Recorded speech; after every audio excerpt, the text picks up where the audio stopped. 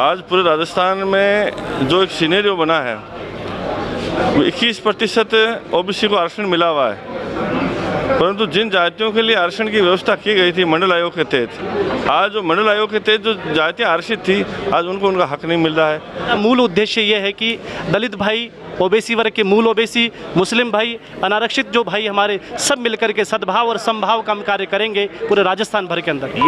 समय कालखंड में वो तो रावण एक था, वो कंस एक था, पर आज हर क्षेत्र में कहीं न कहीं कंस और रावण बैठे हैं। उन लोगों को नष्ट करने के लिए हम पूर्ण रूप से जन स्वाभिमान मंच अपना पूर्ण प्रयास करेगा और एक मानवीय श्रृंखला, जाति भेदभाव मुक्त हमारा राजस्थान हो, मानवतावाद स्थापित करते हुए परित्रणाय साधूनाम विनाशाय च दुष्कृताम धर्म संस्थापनार्थाय संभवामि युगे युगे, ऐसा हम सब लोग मिलकर के पूर्ण प्रयास करेंगे।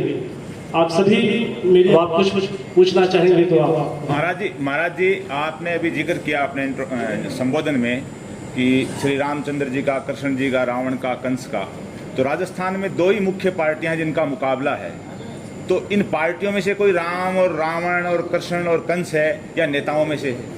पार्टियों से हमारा कोई वास्ता नहीं, हमें वही नेताओं से वास्ता है जो जातिवादी नेता है, जिन लोगों को हमने भेजा था वोट दे करके, और उन्होंने उस वोट का जाति की गणना के आधार पर अपने एक सुरक्षा ढाल बना लिया। उनसे हमारी व्यक्तिगत लड़ाई। दोनों पार्टियां 200 टिकट देंगी, 200 बीजेपी देगी, 200 कांग्रेस। मैं दोनों पार्टियों का नाम बोल रहा हूँ।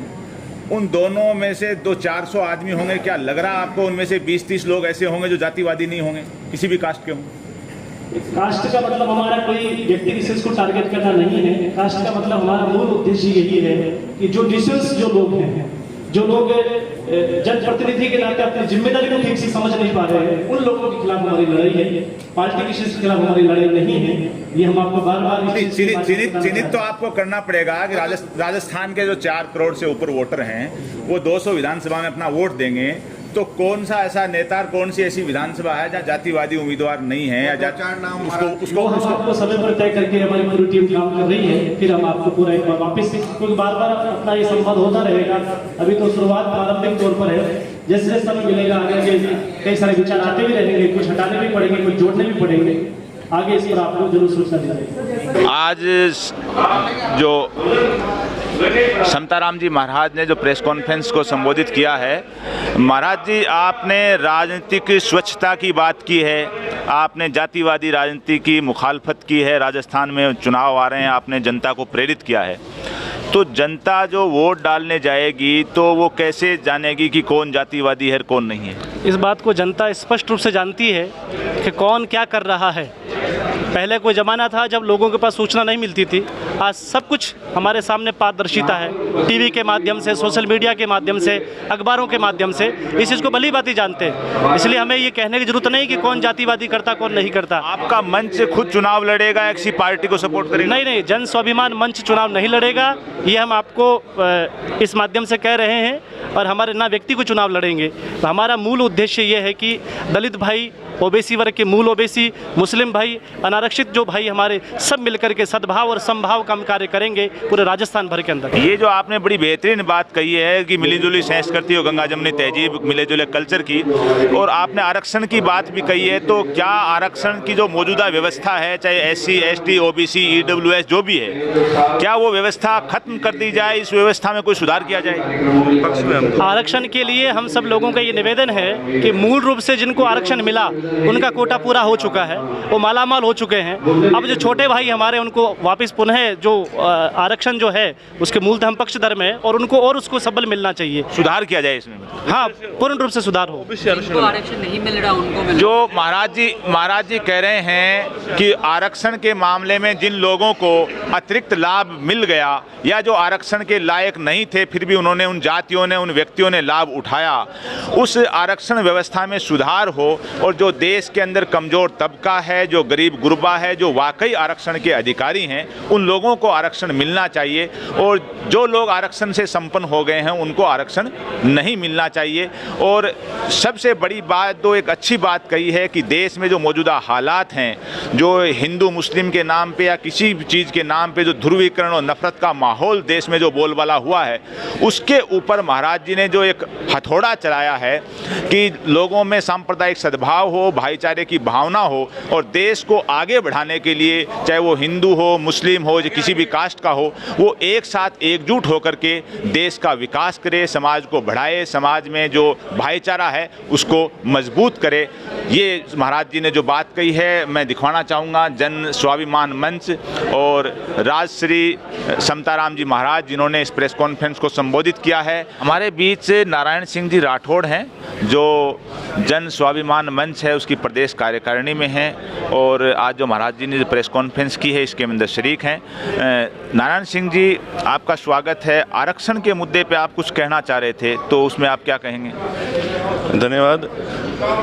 आज पूरे राजस्थान में जो एक सिनेरियो बना है, 21% ओबीसी को आरक्षण मिला हुआ है, परंतु जिन जातियों के लिए आरक्षण की व्यवस्था की गई थी मंडल आयोग के तहत, आज जो मंडल आयोग के तहत जो जातियाँ आरक्षित थी, आज उनको उनका हक नहीं मिल रहा है। बाद में जो जोड़ी गई जातियाँ, मजबूत जातियाँ, उन्होंने उनका हक मार लिया है। तो आज जो मूल ओबीसी के लोग हैं, न तो वो बड़ी संख्या में है, न वो संगठित है, न उनको कोई मंच बना हुआ है। तो हमारा मेन उद्देश्य यही रहेगा उन सभी मूल ओबीसी की जातियों को एक मंच पे लाना, संगठित करना और उनके हक की लड़ाई को लड़ना। और जो केंद्र सरकार में अभी रोहिणी आयोग की जो रिपोर्ट आई है उसके तहत ओबीसी का वर्गीकरण करना, ताकि जो मूल ओबीसी की जो आरक्षण जिस भावना से मूल ओबीसी लोगों को आरक्षण दिया गया उनको उनका हक मिल सके। मतलब जस्टिस रोहिणी आयोग की रिपोर्ट के आधार पे जो ओबीसी का वर्गीकरण हो, विभाजन हो, जो पिछड़ों में भी जो पिछड़े हैं जिनको लाभ नहीं मिला है उनको लाभ मिले और जो पिछड़ेपन के नाम पे अतिरिक्त लाभ ले चुके हैं उनको हटाया जाए। बिल्कुल। और आज राजस्थान में देखें तो क्षेत्र जातियाँ ऐसी है जिनको न तो राजनीतिक लाभ मिला है न सरकारी नौकरियों में कोई लाभ मिला है। तो उन जातियों की आवाज़ कौन उठाएगा? उनकी आवाज़ बनेगा जन स्वाभिमान मंच। और हम ये भी चाहते हैं कि पंचायत राज सिस्टम तक भी उन मूल ओबीसी के लोगों को उनका हक मिले। वो एक वार्ड पेज तक नहीं बन पा रहे हैं, आज ये स्थिति है, तो उनको भी मिले।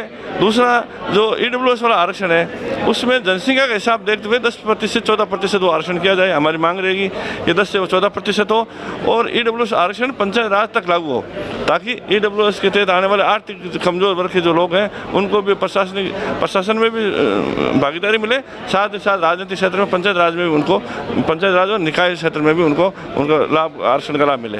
आपके इन मुद्दों का समर्थन करने वाले को ही वोट देने की अपील करोगे आप? बिल्कुल, हम जन जागरण करेंगे, जनता के बीच जाएंगे। जो राजनेता हम उन पार्टियों से ऊपर उठते हुए जिनका चरित्र अच्छा है, जो जातिवाद विश्वास नहीं करते हैं, जो जातिगत गुंडों अपराधियों को परिचय देकर राजस्थान में जो आपराधिक माहौल पैदा करते हैं, ऐसा नहीं करते हैं, ऐसे नेताओं को चुनते हैं। जातिवाद से ऊपर उठकर ऐसे नेताओं को चुनना जो राजस्थान को स्वस्थ बनाएं, राजस्थान में शांति कायम करें और राजस्थान में जो लोग पिछड़े हैं, दलित हैं, अल्पसंख्यक हैं, उनको अपने गले लगाएं, उनको आगे बढ़ाएं, उन सबको उनका हक मिले। ऐसे नेताओं को हम चुनना पसंद करेंगे। और जो लोग जातिवाद को बढ़ावा दे रहे हैं, ऐसे लोगों को चिन्हित करके उनको, जनता को जागरूक, उनको हराने का काम हम करेंगे। जी सर, आपका शुभ नाम? सिराज कुरैशी। सिराज साहब, आज के इस प्रोग्राम के जरिए आप क्या पैगाम देंगे? जैसा कि महाराज ने अभी बताया सभी लोगों को कि जन स्वाभिमान मंच जो न्याय सुरक्षा की बातें करता है और करेंगे, हम न्याय और सुरक्षा और स्वाभिमान के लिए अगर मंच जैसा भी हम लोगों से सहयोग चाहेगा, हम तन मन धन से सहयोग देंगे और आगे कंधे से कंधा लगाकर इनके जन मंच के साथ चलते रहेंगे। जामा मस्जिद जयपुर के जो साबिक सदर और जमीयतुल कुरैश राजस्थान के सूबाई सदर नईमुद्दीन कुरैशी साहब हमारे बीच हैं। नईम साहब, आप इस प्रोग्राम में आए हो, इस प्रोग्राम के जरिए क्या महसूस किया और क्या पैगाम देंगे आप?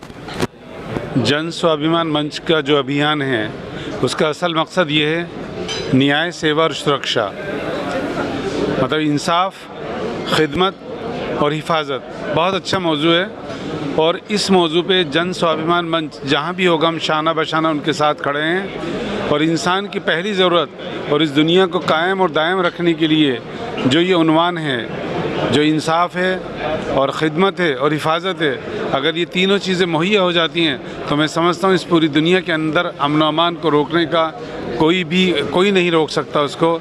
हमें अच्छे काम में मिलजुल कर साथ देना चाहिए, काम करना चाहिए। हमें मज़हबों से ऊंचे उठ के, हमें कहीं जाति विशेष का इसका कोई हमें इसमें नहीं जोड़ना चाहिए। अच्छे काम हो और जो अच्छा काम हो उसमें हमें बिला किसी तफरीक के जुड़ना चाहिए और उस काम को कामयाबी तक पहुंचाना चाहिए।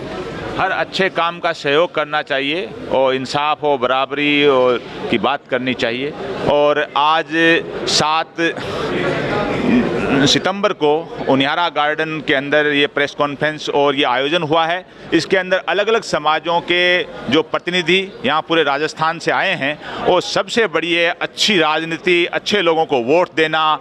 जो जातिवादी लोग हों, जो भ्रष्ट लोग हों, उन लोगों को वोट नहीं देना और राज्य में एक ऐसी व्यवस्था स्थापित करना जिससे अच्छे विधायक चुन कर के आएँ और राजस्थान में एक अच्छी सरकार बने जो जनता के हित में हो, जिसके ऊपर जातिवादी लोगों का कब्जा नहीं हो, जिस पे ऊपर गुंडाओं, बदमाशों का, भ्रष्ट लोगों का कब्जा नहीं हो, ऐसी सरकार बने। ऐसे विचार महाराज जी और उनकी टीम ने रखे हैं। आज के इस एपिसोड में बस इतना ही। जय हिंद, जय भारत।